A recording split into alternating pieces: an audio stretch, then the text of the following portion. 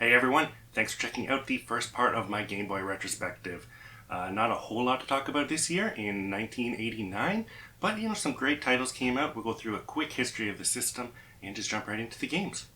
The Game Boy was launched in North America on July 31st, 1989. The system featured a 2.6-inch display that could only show 4 shades of gray and ran on 4 AA batteries. The lack of a backlit display made it difficult to play outside or in dark rooms, but these concessions allowed for a pretty long battery life.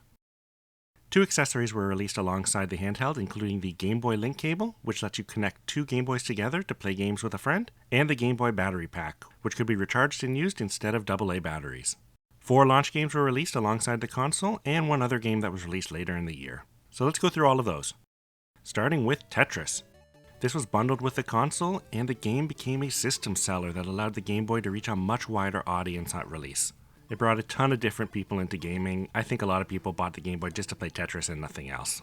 The Nintendo license for Tetris is also a really interesting story, including drama with Tenjin and the Russian government, so that's worth looking up if you're interested in that. I can't imagine many people don't know what Tetris is, but it's a puzzle game where 7 different types of blocks fall down to fill up the play area.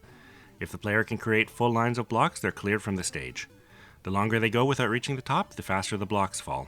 The game features 2 modes. Game A is a standard Tetris experience, while Type B is more like a challenge mode, where the screen is pre-populated with some blocks and the goal is to clear 25 lines at the chosen speed. The game also features 3 music options, the first of which is not available in the NES version, but still widely recognized as the Tetris theme that everyone knows. Unlike the NES version, the game also includes a 2-player mode where the players can add blocks to their opponent's screen by clearing lines off theirs.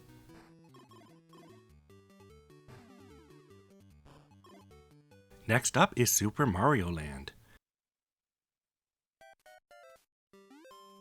The first Mario game for the Game Boy appears to be similar enough to the original NES game, but quickly shows its own charms and strangeness. This was supposed to be the pack-in title, but Nintendo was convinced to go with Tetris instead. The game takes place in Sarasa Land, where Mario was trying to save Princess Daisy from the invader Tatanga. Basic gameplay and power-ups are the same as the original Super Mario Bros., except that instead of swimming stages, the game features 2 horizontal shoot-'em-up stages. There's also a fair amount of new and unique enemies. The game includes 4 worlds, each with 3 stages and a boss. There's also a ladder minigame that can be played to earn extra lives by reaching the higher exit to some stages.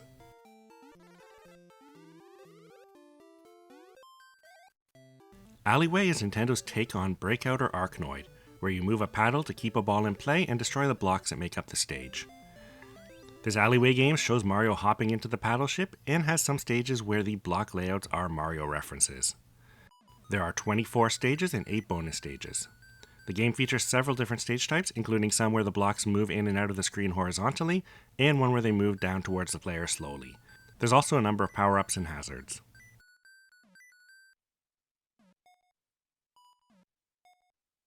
Next is Baseball, a Game Boy version of Nintendo's NES Black Box baseball game. Not much to say here, except that it can also be played 2 players with the link cable.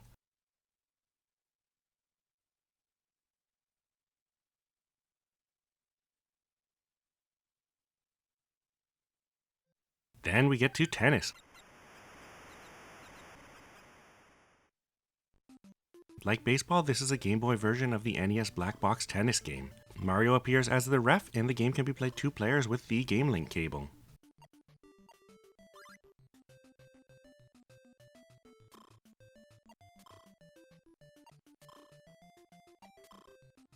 Last, the only other game released this year was Castlevania The Adventure. This is the first Game Boy title in the Castlevania series. Over 100 years before Simon faces Dracula in the NES titles, his ancestor Christopher Belmont takes on Dracula with the Vampire Killer Whip. Gameplay is similar to the NES title, with the biggest difference being how the whip upgrades work. Now when you collect 2 whip power-ups, the whip will shoot out a projectile, but taking any damage will take away the whip's power-up. There's also no sub-weapons, so heart pickups restore your health instead. The game features 4 stages, each with their own hidden secret area and boss. Once those are done, you can take on Dracula in the final boss fight.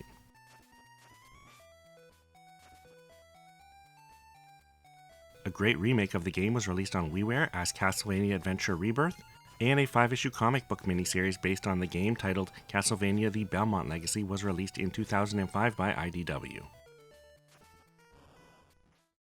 So that's it for the first year of Game Boy. There's going to be a lot of games we're going to be talking about. I think the system had over 500 games roughly in North America. Not a huge percentage of those are worth talking about, but definitely some great stuff there worth knowing about we'll get to. Thanks for checking out the video, like and subscribe and all that, and I'll see you next time.